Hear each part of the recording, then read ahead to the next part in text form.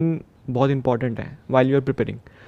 सो उस डिसिप्लिन को कैसे मेंटेन करा जाए। फॉर एग्जांपल जैसे मैंने अगर एक स्ट्रैटेजी बनाई, 8 दिन 10 दिन वो स्ट्रैटेजी चली, लेकिन फिर ऐसा एक बीच में ब्रेक आता है कि वो स्ट्रैटेजी ब्रेक हो जाती है, देन आई कंफर्ट जोन में मैं आ जाता हूँ वापस से। तो सर उस डिसिप्लिन को कैसे मेंटेन करके रखूँ for long period of time, so that I can be grow in my career. तो आपको क्लियर है कि आपको ये एग्जामिनेशन क्रैक करना है, जी सर। आपको ये भी क्लियर है कि उसके लिए डिसिप्लिन ज़रूरी है, बिल्कुल सर। फिर वो मेंटेन क्यों नहीं हो पा रहा है? आप बताइए उसके पीछे क्या रीज़न है? सर एक्चुअली आई फील कि जब एक पीरियड आता है कि जहाँ पर मुझे लगता है कि नहीं, अब आई एम इन कंट्रोल, अब मैं आगे बढ़ सकता हूँ, आगे उस चीज़ को फॉलो कर सकता हूँ, डे आगे अपने दिन को बढ़ा सकता हूँ अपने अकॉर्डिंगली।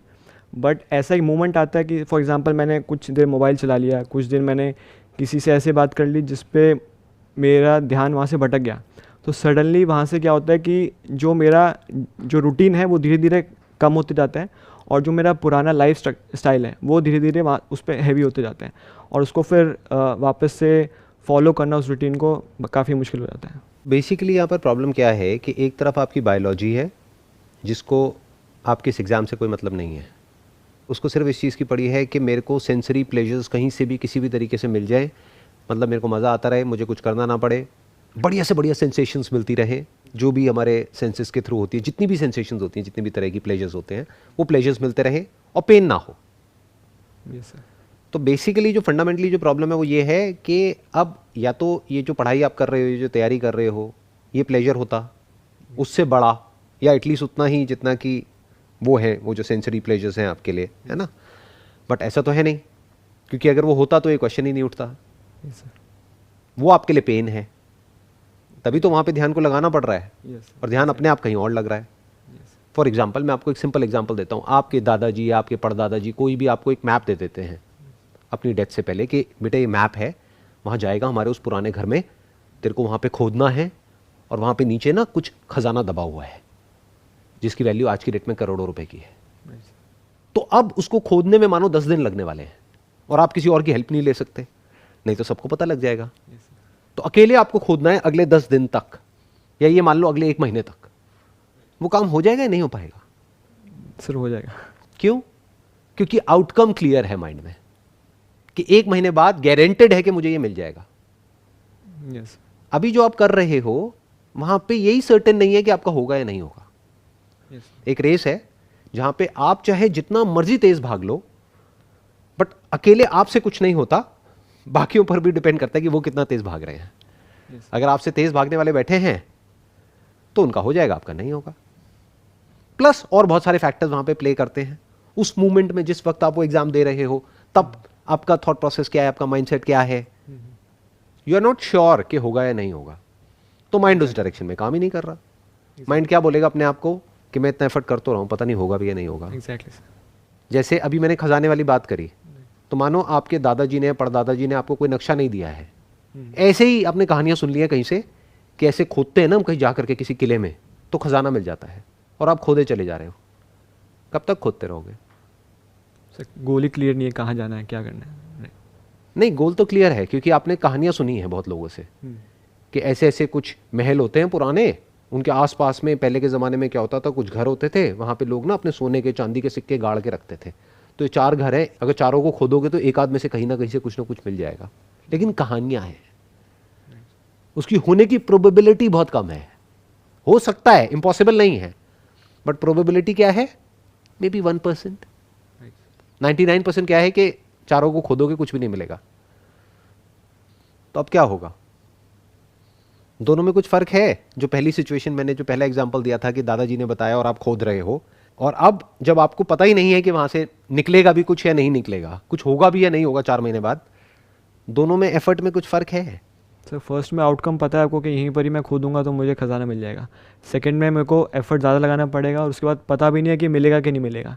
तो दोनों में ये फ़र्क है कि वहाँ पर श्योरिटी है आपको कि हाँ यहाँ पर होगा, मेरे को मिलेगा, बट वहाँ पर श्योरिटी कम है, या फिर 1% जो आपने कहा। वो कम है या बहुत कम है? बहुत कम है सर। कम में और बहुत कम में बड़ा फर्क होता है। Yes sir. कम मतलब क्या? 50-50 है। Yes sir. बट बहुत कम मतलब क्या? 1% सक्सेस, 99% फेलियर। क्या ऐसे ही नहीं है आपके जो भी कॉम्पिटिटिव एग्जाम्स हैं उन सब में सक्सेस की पॉसिबिलिटी क्या है? Sir 1 out of 1000, 2000, 10,000. Even worse than what I was talking about. Yes. मैं तो कह रहा हूँ 1 out of 100. What you are saying is 1 out of 1000. Yes, sir.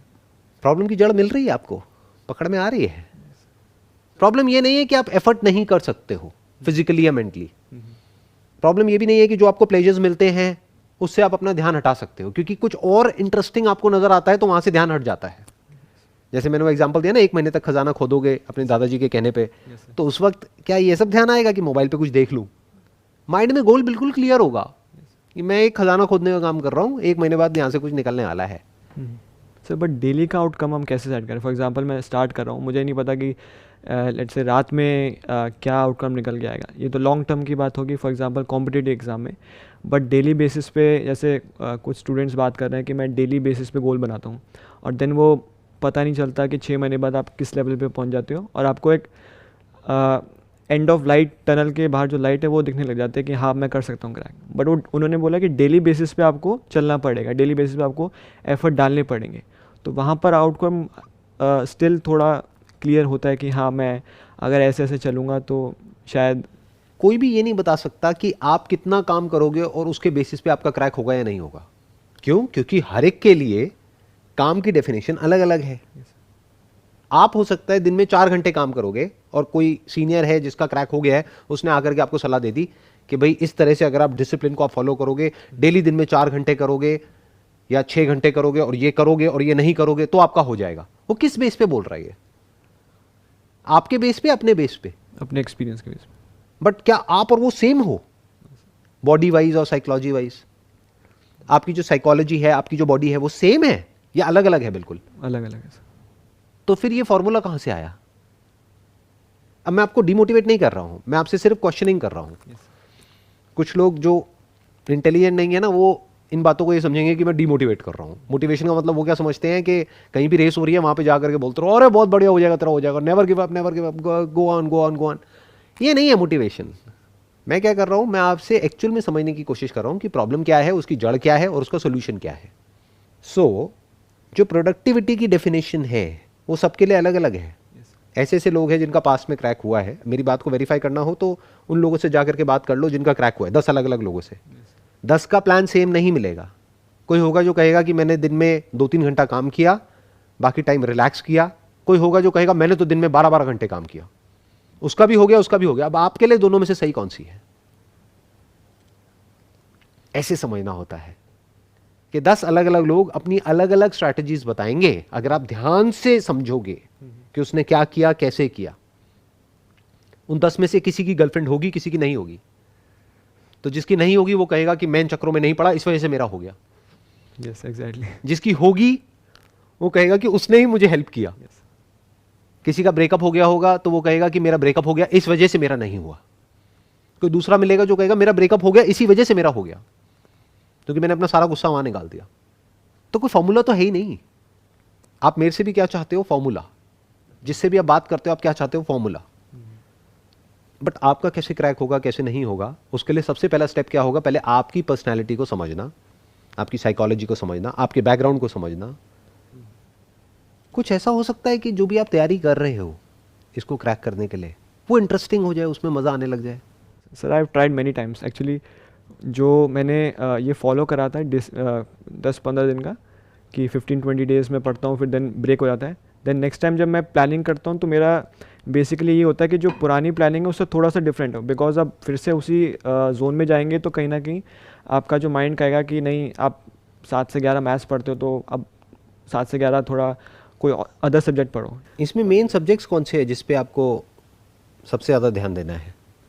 Basically mathematics. तो बेसिकली इसमें आप कह रहे हो कि जो एग्जामिनेशन आपको क्रैक करना है इसमें मैथमेटिक्स का बहुत बड़ा रोल है. सबसे बड़ा रोल उसी का है. जी सर.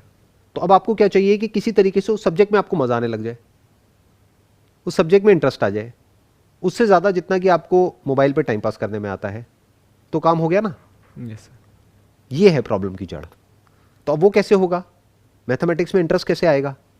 जो भी मैथमेटिशियंस पास्ट में हुए हैं उनके बारे में पढ़ो ना, तो आपको पता लगेगा कि लोग कहां कहां तक गए हैं, किस किस लेवल तक गए हैं. उनकी बायोग्राफीज पढ़ो. कहानी तो है। Yes.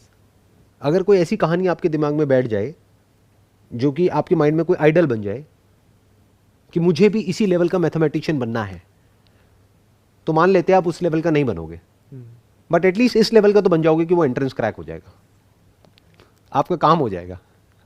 Yes. You must fall in love with mathematics. That is the solution of this problem, not discipline. Because if you are in love with mathematics and even if the outcome is not clear, you are enjoying what you are doing. Exactly. तो आपके 1-2 साल waste नहीं हुए, और कुछ नहीं तो 2 साल बाद आप एक बेटर मैथमेटिशियन बन गए जो थे 2 साल पहले। क्रैक नहीं भी हुआ तो नहीं भी हुआ तो कुछ मिल गया ना, आउटकम तो क्लियर हो गया। Yes. तो अब इससे क्या हुआ, तीनों प्रॉब्लम सॉल्व हो गई। आपकी 3 प्रॉब्लम्स थी। एक थी कि जो काम आप कर रहे हो उसमें मजा नहीं है, तो मजा कैसे आएगा, मैंने आपको बताया। ऐसी कहानियां पढ़ो जिसको पढ़ करके, जिसके बारे में सुन करके वो इतनी इंस्पिरेशनल हो, उसमें कुछ ऐसा हो कि वो आपको अंदर से भगाए।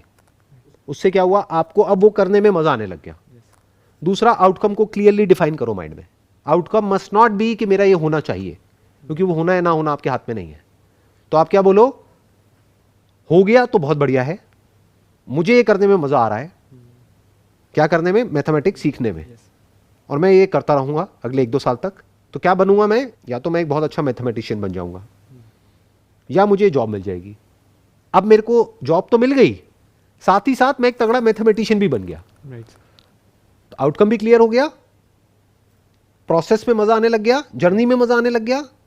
अगर ये 2 चीजें एक्चुअल में आप कर लेते हो, जैसे मैं बता रहा हूं, लिख करके पेपर पे अपने माइंड में, आउटकम को भी क्लियर कर लेते हो, प्रॉपर्ली डिफाइन कर लेते हो कि ये मेरा गोल है अगले 2 साल बाद, आइदर अ ग्रेट मैथमेटिशियन और a public sector employee. I am okay with both the options. और 2 साल तक की जर्नी में मैं अपने ऊपर काम करूंगा और अपनी स्किल को बेटर करता चला जाऊंगा, अपनी नॉलेज को और बेटर करता चला जाऊंगा। सिर्फ वही नहीं सीखूंगा जो सिलेबस में, इसके अलावा भी सीखूंगा। Now you are following in love with the subject and the journey. तो जब ये होगा तो क्या होगा, अपने आप ही ध्यान जो छोटे मोटे प्लेजर्स हैं वहां से हट जाएगा। वो सब चलेंगे साथ साथ में, बट कम ऐसा नहीं छूट जाएंगे, बट उतने ही होंगे जितने की होने चाहिए। प्यास लगी, पानी पिया, काम खत्म। भूख लगी, खाना खाया, काम खत्म। फिर वो सब चीजें भी बुरी नहीं है। क्यों? क्योंकि अगर आप इतना एफर्ट लगा रहे हो अपनी नॉलेज को बेटर करने में, तो आपको बीच बीच में रिलैक्सेशन भी तो चाहिए ना। तो वो सब एक रिलैक्सेशन का काम करेगा। फॉर एग्जाम्पल, आपने बहुत काम किया, बहुत पढ़ाई करी, ये करा वो करा। डिसिप्लिन का मतलब ये नहीं होता कि गधों की तरह बस लगे रहो। उसका मतलब क्या है कि आपने 2, 4, 5 घंटे में आपने क्या अचीव किया है। Right. तो आपको ये समझ आया कि अच्छा मैं यहां था 3 घंटे पहले, अब मैं यहां आ गया हूं। अब मेरी जो ब्रेन है, मेरी जो बॉडी है, वो रिलैक्सेशन मांग रही है। Let me go out and watch a movie. तो अपने आप को रिवॉर्ड दिया आपने तब जब एक्चुअल में कुछ अचीव किया। This is actual discipline. क्योंकि अगर इस तरीके से आप आगे बढ़ते हो ना लाइफ में, तो लाइफ में भी बहुत आगे जाओगे। नहीं तो होगा क्या, जैसे सब आगे बढ़ते हैं उस तरीके से अगर आप कहीं पहुंच भी गए, अगर आपको कोई जॉब मिल भी गई, तब भी उसके बाद कुछ चेंज नहीं होने वाला है लाइफ में, बल्कि लाइफ और बुरी हो जाएगी।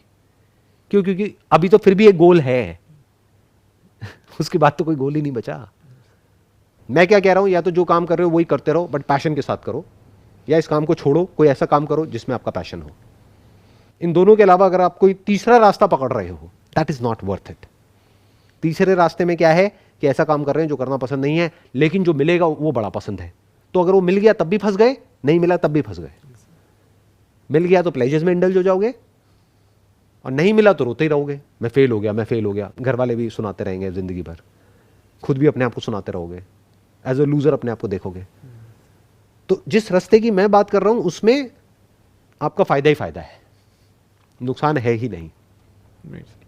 Now I hope you got the answer. Right, yes. अब क्लियर कट आंसर मिल गया, Yes. है ना? क्योंकि मैं आपको ये नहीं बता रहा कि आप क्या करो क्या ना करो, और कैसे करो और कैसे ना करो, वो आपका डिपार्टमेंट है।